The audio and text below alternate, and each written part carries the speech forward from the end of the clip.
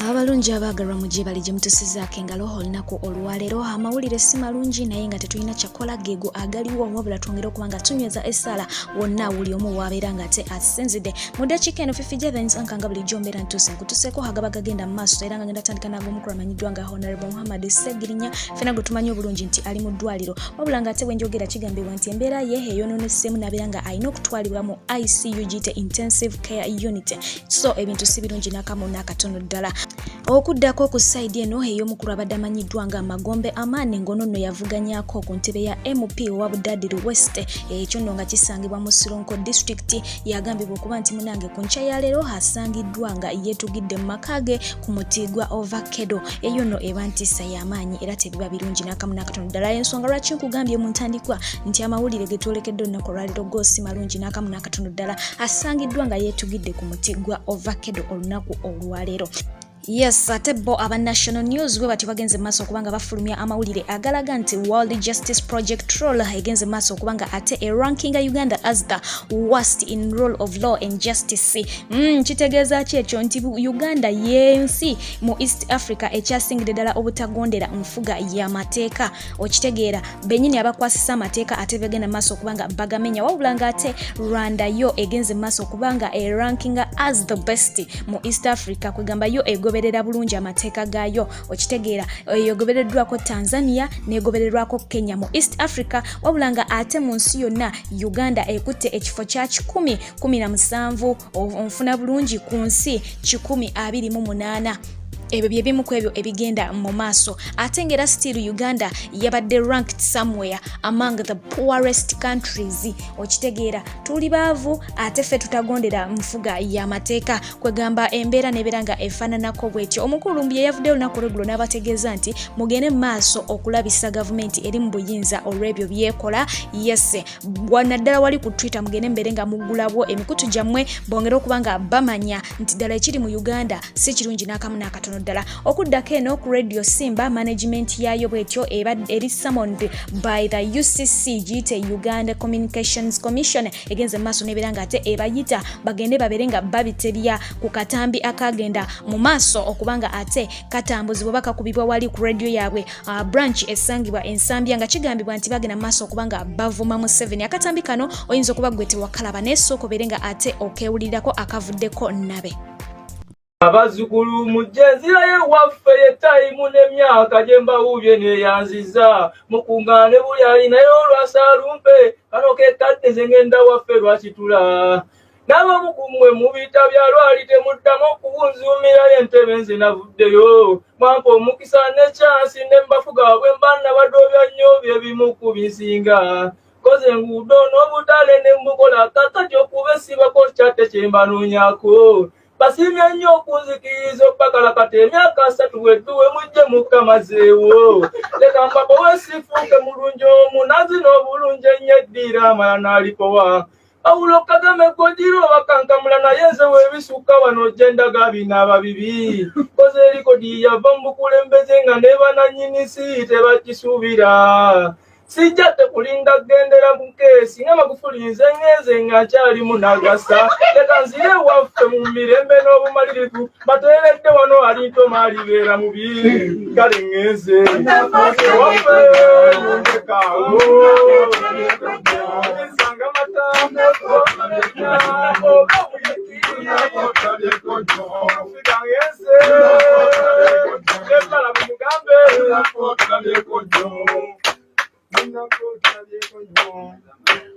Una foto la de coño, full figa ngeze. Nebala mugambe. Ngeze kulunda no kuwata nyemiyala obudde bange bambita konnyonga nkolera abatasiba. Sija swala ntinzira gye banzala bebuseka ne masaka muswame mbawubireko. Sija kalulula y'amakungula zirinda bireyo nzite ye bakitula. Era masime sibi mwazi kunyanyeza COVID-19 na yaba yaye bazinyaga. Oyo mulimo gwokuba kubukenke n'okukuumibwa emundu buli bwenzira.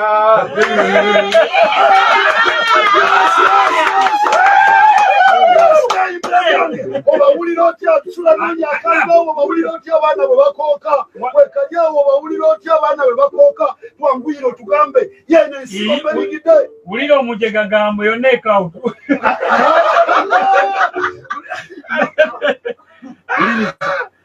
memorable verse mbasiimye nnyo okunzikiriza obbakalakati emyaka 3 wedduwe mujje mukama zaawo eyo sinini kya tyuni. Yes, kakati no yo management ya Radio Simba bwecho eyitiddwa aba UCC bagene maso kubanga ate babite bya kichi ekyagena maso kubanga bakola ekintu ekifanako bwekityo ekyokubanga munange bavuma omukulu hamanyidwanga mu 7 okudako kusaidia mwana mlenze hamanyidwanga Lord Kayz honono avuddeyo nga ayita wali ku Facebook page ye bwatyo nagena maso okunenya ku bayimbi banne n'abalala bonna abagwa mu tuluba erya music industry nga bategeeza nti omukulu Nubian muyimbi tuleme kubanga ate tukyerabira era nga alina family naye tetumufuddeeko bwati bagenze maso kubanga abategeeza nga bagamba yes mwinzo okubanga mwamupostingako naye ne mukivaako omulundi gumu ne mukireka naye kino kyekintu ekyetaaga okubanga mupikamu omusajja yakwatibwa mu December paka kati naye nga ate talina yekka alina balala bangi ba Dan Magic abagwa mu music industry wabula nga ate agenze maso n'abategeeza nti omukulu ono bagenda maso kubanga bamugalira naye nga ate akoze kyamaanyi nnyo mu music industry n'agenda maso okutegeeza abawuma n'abagamba nti mugenda muzu nga Uganda yonna mutalaga muva kweno district mudda kweri mugaba nsimbi mugenda ne mulaba abakungu ne baba wensimbi naye temufuddeyo ku bayimbi abali mu komera oba ku bantu abagwa mu music industry abali mu kuvundira mu komera ate nga bali innocent yetinga mmwe muyina eddobozi eryo mwankali mwandigeze maso kubanga ate mukozesa ne mbeera nga mukowoola bekikwatako okubanga ate munange bata abantu bano kubanga nabo balina families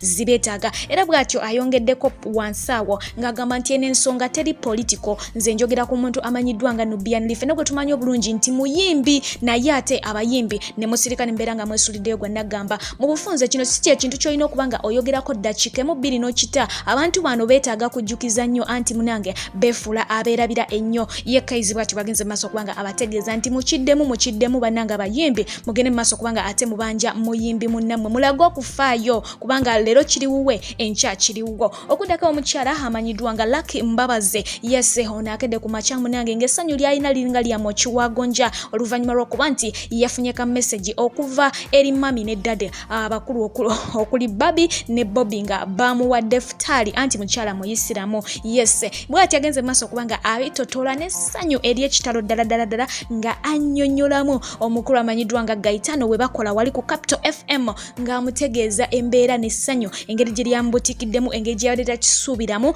naye ngenda kubanga mukulekerako ate munange oyobeere nga omwotabuliro oluvannyuma tweyongereyo n'amawulire gaffe ag'olunaku olwaleero. Anyway, so we get back home. I am tired. I am fasting. Of course, I'm hungry. I am on my bed. I am there thinking, as I'm on microphone, Gaetano, I receive a message. You just heard beep beep. You open. Then I open WhatsApp. I'm like, hey, who's checking on me on WhatsApp? Then I see it is from my long lost friend who I see as if every once in a while. Who? Barbie. Barbie. Hey, you're talking about the wife of Robert Chagulanyi. The wife of the president. The wife of the president. Munange. Hey, Barbie, you're close like that. We're close like that. Yeah. Anyway, so Barbie sends me a message like, Assalamu alaikum. She said, Assalamu alaikum. Right. Assalamu alaikum. How have you been? You know, Tata is Bobi wine. Oh, look at that term of endearment, Tati. So she said, Tata and I decided to give some futari to one Muslim every day. One Muslim every day. Futari meaning? Futari, breaking your fast. Yes. And today you are our chosen one. Should I send the money on this phone? There you are, broke, hungry, and then they're saying, we're going to send you the money. For futari. I'm like, what? Walaikum salam. How are you? How are the kids? Yes, of course, you can send it on this phone. 10 seconds later, I checked, the money has come. Some Kamane. Ritual? It was a hell lot of money. Just for I don't want the figure. I don't want the figure. But the fact that they did it for you? It was so beautiful for me. It wasn't even about the money. The fact that they thought about sending me iftar, that was so beautiful. So I want to say a big thank you to Tata, Robert Chagulanyi, Vanange, Bobi Wine, and of course to my friend Barbie. Thank you so much for such a kind heart. And they're doing this for one Muslim. So today, it could be you, but Munagi, Chagulanyi's blessed us yesterday. Hey. It was so beautiful. Okay, listen. There is Aziz Nazur. I also want to get a titi.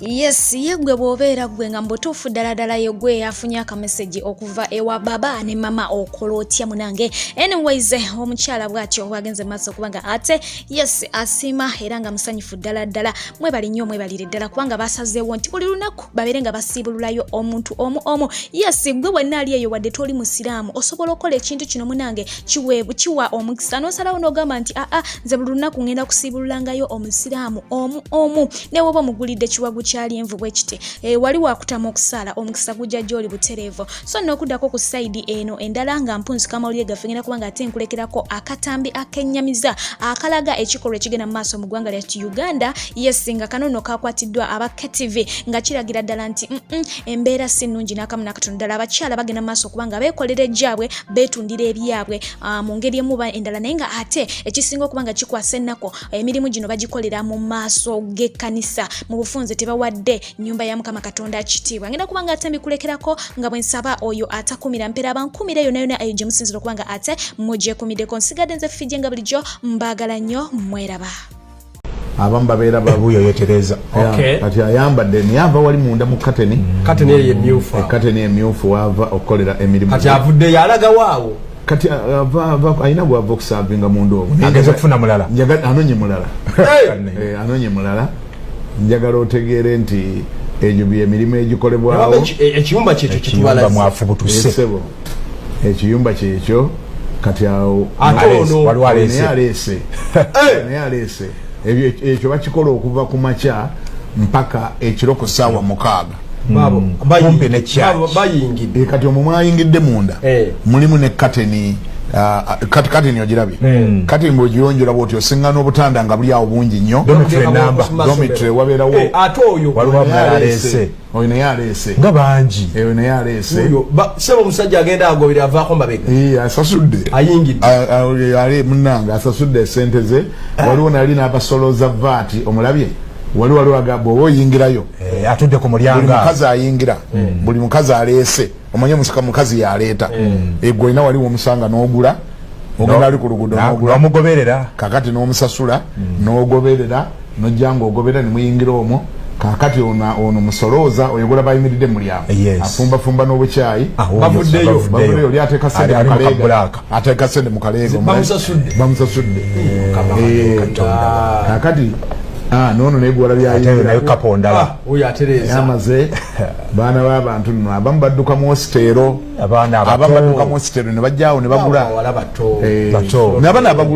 nabana abagula abamu badduka mu hositero ne bajja ne bagula baana b'abantu bali awo balwalira awo endwadde eziri awo n'oyo aleese siriimu kaboota ola kali kawenjolo okalaba kakateni munda kati ako katunudde wakalyanga ako ku kyaki katunudde awo ku kyaki naye ate n'akazimbe kali ku ttaka lya kyaki n'oyo wuyo ayingizza balinga bataano akomezaawo aleese omulala yasoose gamba nti aleese emmamba endala baziyita mmamba aleese emmamba endala bajja bavaako mabega bati simanyi omulabi wano mu maaso wali afumba akatogo yakugambye mbu yaluddewo nnyo n'omubuuza naawe olina abaana eka omubuuza naawe olina abaana eka olina abaana bawasindika ku ssomero bagende basome ne baba nga babeera mu ebyo katonda wa okiwulidde kati emyaka gya mawulisi ya Nakiboole oyo bizinensi eyo ey'amawulisi ya Nakiboole nti wagenda okujja mu kitundu lindako mmaleyo kino eyo ye bizinensi ya mawulisi ya Nakiboole agamba nti alina emyaka 87 era ayagala President Museveni ajamuyambe abezeewo ebyo kitegeeza president era buli lwabajja mu kisenyi okukola okuleekaana ayambala katisaati ka NRM alinga alaga abantu alinga ayagala okulaga abantu nti fe abawagizi ba NRM ebyo bye tukola yabagamba balembeke oyo afulumiza kati akomyewo agenze kukima mulala ogwo gwakosatu anonye mulala bakiwulidde olunaku lulamba obulamu nga babuteeka mu makiga egyo gyemirimu egikolebwaabonze agandi olaba bwembasomba alinga abuuza nti olaba bwembasomba ndi kalaso ate alina n'olubuto alina n'olubuto tololaba my god oba ino omusajja eka oluusi baba nayo naye nga omusajja tamanyi kyako babaayo naye abasajja babaayo oba kuweddemu ng'omulaba mama w'abaana asomba nayange engoye ate zaba yaviiriddemu ewaka sizakoleramu eno bwatuuka eno nga bakyusa omumunda balinamu engoye ze bakyusizaamu ez'emirimu bwava bwayise gyasula ate alina okukyuka no n'akyusa akwatagane ne standard y'abasajja baawo abagula level y'abasajja abali awo abagula alina okukwatagana ossa ku bbeeyi katonotono n'oyambala ebijja mu basajja baawo akati ssebo ndowooza olabye eyo omukyala akoowola gavumenti egyemuyambe business atugambye mwajja akasente era ayagala abantu balowooze nti kyaki teyina kisa lwaki egoba omukazi omukadde yali badde musaasira simanyi okiwulire nayo yakola ade yakagenda bwati ndoza musanze mu kkubo bamanyi n'okugamba nti bamanyi n'okuba nga abamu approach nze bali babiri oba gwe n'otuuka nga waliwo akamala omusasula nagamba lindirako awo kamale ono munno nkunone n'alinda oli omulala n'alinda amugera avayo bwati najjalaga kati next agamba bugambi next omulala omulabye oyo gwakubiri bana abavubuka bagenda baguluba okuwasa laba bookasiŋŋana kagaalo kasabudde kale n'ogenda okawasa n'okakuba ewaka tomanyi mulimu gwekakola kabadde kakola kiwulidde kati wali olaba atuuka we twapanze container kati yo omukyala agamba nti awo twalisoose musaba lukusa awo we beetundira awo bamalaya we bayimirira we twapanze container agamba naawo nawo ku ttaka eryaffe awo munawo twalisoose musaba olukusa okuteekawo container ate nenyini taka kusabye olukusa noyo avuddeyo omusajja avuddeyo kati nno ngadde wakanga omusaba sente zenva nga gamba saakoze sirina kumbe agenza aguzeemu malaaya kiwulidde abaana wakati ataddeko ne kooti agenze nga gamba sirina kakati ate boolaba abo ebyo byokasi bye bakolerawo enduulu zibeerawo buli lunaku beekubirawo kiki beekubirawo yandi bamanyi okwebbirawo kakati eri munda mu gyolabye mu kateni ate wansi mu bitanda wabaayo abayaaye bateekayo abayaaye ababbi oyo atereza akasente ke kiwulidde kakati eri wansi w'ebitanda babaayo n'ababbi oyo asomba kati wansi mu kitanda wabaayo n'ababbi kakati ababbi bano gwe bujjamu empale n'osuula wali naye nga bwewabadde omusasula watodde ku mitwalo 2 watodde ku mitwalo asigala mu mpale n'omusasula kati nozzayo 19 mu mpale kakati yasiginolinga bali ababbi abali wansi w'ekitanda nti ono gwendeese alina sente mu nsawo kakati ng'oyambulamu empale osuula wali ye yakusooka ku kitanda waggulu naawe ng'olinnya ng'emikolo gigenda mu maaso omubbi ali wansi w'ekitanda empale ng'agisika ng'agiyingiza wansi w'ekitanda ng'akalimu konna amala okukajjamu oluusi ng'azinga ekipapula ky'amawulire ng'akikuteeramu mu nsawo ng'agikuddiza wali wagisudde ng'olumaliriza emikolo gy'obaddeko oyambala bwambazi mpale ogende wolooza akasente mwekali kumbe bakatutte naye akatutte mulalo n'ogenda omugamba nti munange akantu sente kange gwokatutte akubuuza nga nkwata ku mpaleyo nagikutteko wali wagisudde nagikutteko nze nabadde na waggulu ku kitanda era twabadde fembi ku kitanda kati gwolabye nga ngikwatako ndoza kyebeka sente wazisudde walala kati ke kakodi akamu ke bakozesa wansi wa kitanda ako ke kakodi akamu ke bakozesa okubba abantu awo okubba bana bajja basamala nga bazze okubagula akakodi akalala ke bakozesa endulu zibeerawo buli lunaku bamanyi okukonkona bwabanga yakulabye ne sente obeera oli awo oli ku mikolo ng'ebweru owulira agira bwati mugguleewo ate ogubadde gulawo mangu maama w'abaana gulawo maama w'abaana kaakati agenda okuggulawo aggulira oli omubbi gwe yayise ng'omubbi alyoka akugwako kiyiifuyiifu ng'akugamba nti nkukutte ne mukazi wange obadde kiki ky'obadde okola ne mukazi wange nga balyoka bakwambulula buli kasente konna koolina abasajja abamu abafumbo abagula abakazi abo bakutwala ne ku ATM kuba bagamba bamala bakukubamu empinga 2 ne baleka bagamba nti kati wategedde nti tugenda kuyita abakamera bamukwate encha bakuteeke mu Bukedde oba bakuteeke mu gataliiko oba bakuteeke mu Red Pepper ba mukamunyi nti ogula bamalaya ngulu bategedde nti eko ino mukazi daba bo bagamba ne bale mbegayiridde bannange bakubuuza olina mu ku sente bw'omaluziba nga bagamba ku account tolinayo sente tugende ku ATM tujjeyo sente ozituwe sebo tebakutwala anti toyagala mawulire ngakulabe toyagala mukazi we kakulabe nti oswale nekwetiemu bakutwala ne bazikujjamu omusajja ngaga nti akutte ne mukazi we kumbe malaya n'omubbi bapanze bakwate ebintu ebibeerawo biyitirivu nnyo wangi naye avuddeyo sebe ennyumba ya Maulisia gyagamba tugirekewo ekiri omwo nga